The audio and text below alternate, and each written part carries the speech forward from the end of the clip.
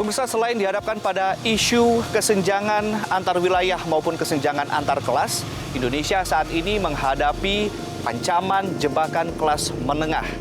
Sebuah ancaman di mana kelas menengah tidak bisa bertumbuh menjadi kelas di atasnya. Apa dampaknya dan apa solusinya? Saya Ade Mulia dalam Prime Talk. Ikuti perbincangan kami bersama Mari LK Pangestu, Managing Director Development Policy and Partnership for the World Bank.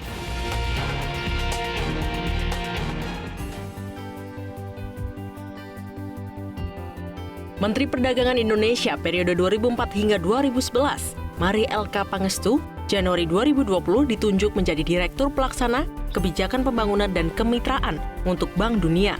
Jabatan baru Mari LK ini berlaku efektif pada 1 Maret 2020. Presiden Bank Dunia, David Malpass, menyebut penunjukan Mari LK Pangestu sebagai salah satu Direktur Bank Dunia karena ia dianggap memiliki keahlian di bidang manajemen dan kebijakan yang luar biasa dengan pengalamannya selama menjadi menteri.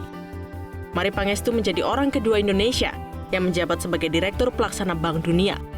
Sebelumnya Sri Mulyani Indrawati pernah didapuk menjadi Direktur Pelaksana sekaligus Chief Operating Officer di Bank Dunia pada periode 2010 hingga 2016.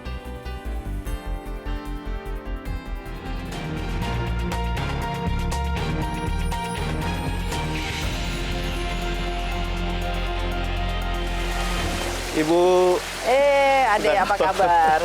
Dan ini Bu, Iya, lagi kasih makan ikan. Hobi emang berkebun dan ini ya? Iya, iya. Buat refreshing ya? Ini tempat sanctuary saya. Sanctuary. Ibu, belakangan sibuk apa nih Bu? Saya ngajar di UI, di beberapa tempat yang lain juga, termasuk di Kolombia sama di Singapura. Jadi masih malah tambah sibuk kayaknya dibanding ketika jadi menteri dulu. Ya, karena banyak kegiatan, ada yang nirlaba, ada juga sebagai komisaris, jadi banyak sih kegiatannya. Oke. Ibu, ini kan sekarang Ibu ditunjuk atau terpilih sebagai Direktur Pelaksana Kebijakan Pembangunan dan Kemitraan Bank Dunia ya Bu ya, awal Januari lalu. Iya. Apa sih Bu tugas utama yang kemudian akan Ibu emban nanti? Ya, tentunya saya pertama-tama terima kasih ya kepada Presiden Joko Widodo dan juga pemerintah Indonesia yang telah menominasi saya. Tapi sebenarnya yang memilih untuk saya menjadi MD, Managing Director di Bank Dunia, itu Presiden dari Bank Dunianya. Ya, ada beberapa calon lah ya. Dan akhirnya dia memilih saya, Alhamdulillah. Dan tugas saya adalah mengelola research dan knowledge yang ada di World Bank dan bagaimana itu bisa digunakan di negara-negara sedang berkembang untuk mengatasi tantangan-tantangan pembangunan. Ya. Termasuk di Indonesia dong begitu ya? Termasuk salah satunya tentu Indonesia. Tapi ini kan tentunya bukan hanya Indonesia. Kita sudah bicara masalah pembangunan daripada negara-negara sedang berkembang di seluruh dunia. Oke. Ibu kan jadi wakil Indonesia lah ya di World Bank ini ya. Artinya ada sebagai orang Indonesia begitu kan? Iya betul, bukan wakil Indonesia. Jadi mungkin ini orang juga salah mengerti ya. Sebagai MD kita sudah tidak lagi menjadi wakil Indonesia. Kita adalah orang Indonesia yang kebetulan dipilih untuk bekerja di Bank Dunia dan kita sebetulnya mewakili semua negara sedang berkembang ya. Ada titipan khusus nggak sih Bu dari Pak Jokowi? Enggak sih, intinya bagaimana kalau kita menjadi orang Indonesia yang merepresentasi Indonesia di lembaga internasional, itu juga suatu prestasi lah ya. Bahwa itu berarti Indonesia negara yang dianggap di dunia ya. Dan itu kita mewakili Indonesia sebagai merepresentasi Indonesia sebagai negara ya, bukan merepresentasi Indonesia di Bank Dunia gitu. Jadi bukan wakil lah ya. Bukan wakil dan kita harus tidak lagi merepresent country interest ya. Kita merepresent interest dari semua anggota World Bank yang dalam isu pembangunan. Baik. Mungkin kita sambil jalan Ibu ya. Sambil Ibu, Presiden Bank Dunia juga sempat mention bahwa latar belakang Ibu menjadi poin plus begitu ya. Plus poinnya kemudian Anda sebagai ekonom, researcher, lalu kemudian juga seorang praktisi, juga pernah menjadi seorang pengambil keputusan atau pembuat kebijakan sebagai menteri.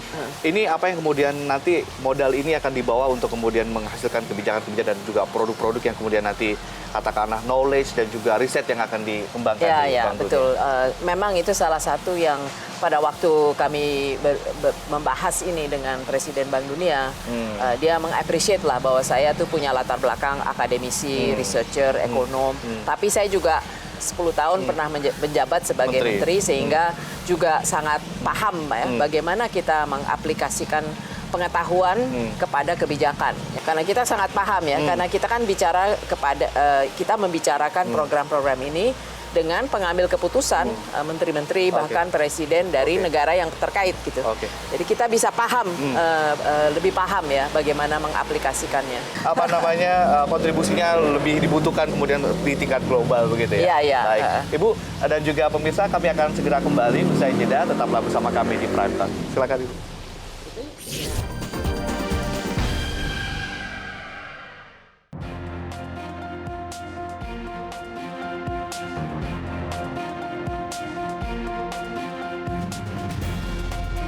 Ibu masih bicara soal kesenjangan Ibu ya. Kalau kita lihat kan, kita lihat inflasi di Indonesia dikatakan rendah, tapi kan itu inflasi rata-rata ya Bu. Tapi kalau kita breakdown, inflasi satu daerah dengan yang lain kesenjangannya tinggi. Ada yang tinggi banget, ada yang rendah banget. Ini apakah kemudian dengan kita berpatokan pada inflasi rata-rata ini, kita memelihara kesenjangan itu sendiri Bu? Atau Ibu mungkin punya perspektif lain? Ya mungkin kita perlu pelajari kenapa inflasinya berbeda kan ya. Salah satu alasannya adalah infrastruktur. Ya. Jadi logistik ya, misalnya ngirim barang ke Papua, apalagi daerah Papua yang nggak ada jalannya gitu ya. Itu kan pasti mahal ya, misalnya semen gitu ya, ataupun even beras gitu ya, mahal. Jadi maka itu salah satu yang dapat dilakukan adalah untuk mengurangi kesenjangan adalah memperbaiki konektivitas dari segi infrastruktur. Ibu, saya juga baca laporan dari Bank Dunia bahwa ternyata walaupun kita sudah masif membangun infrastruktur, gap kita masih terlalu tinggi untuk disamaratakan untuk menyamai average infrastruktur untuk Asia Tenggara. Artinya PR kita masih banyak soal infrastruktur ini. Ibu melihat demikian dan apa kemudian strategi pemerintah ke depannya, mungkin ada saran, masukan, karena kan anggaran kita juga terbatas, Bu. Ya, intinya karena kita mengalami krismon ya, dari 98 sampai dengan kira-kira 10 tahun lah, kita tidak membangun infrastruktur baru gitu ya. Jadi kita baru mulai merencanakan dan membereskan persoalan makro itu di 2003, 2004, 2005. Kemudian aturan-aturan yang terkait dengan pembangunan infrastruktur baru dirapikan di saat itu. Dan benar-benar baru mulai banyak realisasi dari pembangunan infrastruktur itu sejak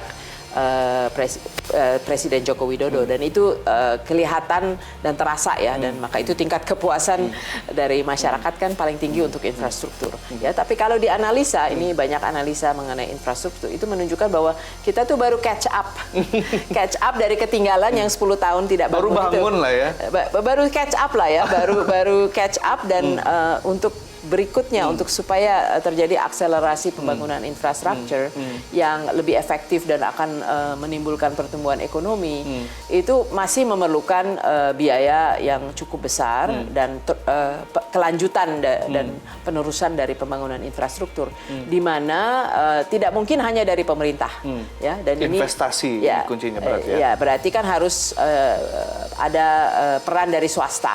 Nah, ini yang menjadi tantangan ya. Terakhir Ibu, kita sedikit kembali lagi soal SDM. Kita kan banyak sekali program-program dari pemerintah untuk mengurangi kemiskinan dan juga kesenjangan. Ada Kartu Indonesia Pintar, Kartu Indonesia Sehat, program keluarga sejahtera, lalu kemudian juga ada nanti Kartu Prakerja dan segala macam. Menurut Ibu apakah efektif, dan jika memang belum, kemudian apa saja kendalanya? Ibu sebagai ekonom, Ibu juga sebagai pernah menjadi menteri begitu, melihat pengalaman, melihat bagaimana kemudian di lapangan, apa saja sih Bu yang kemudian hambatannya dan juga efektivitasnya? Saya rasa kita perlu benar-benar mencermati tujuan dari masing-masing kartu ini ya. Saya setuju bahwa untuk mengentaskan kemiskinan dan mengatasi kesenjangan itu kita perlu program yang komprehensif ya. Nah, ini bagaimana kalau saya sih percaya ya, sekarang dengan teknologi, dengan apa yang disebut big data, seharusnya ya kalau dengan KTPI, KTP, ya, harusnya identitas orang, ya, itu sebetulnya bisa diklasifikasi ya.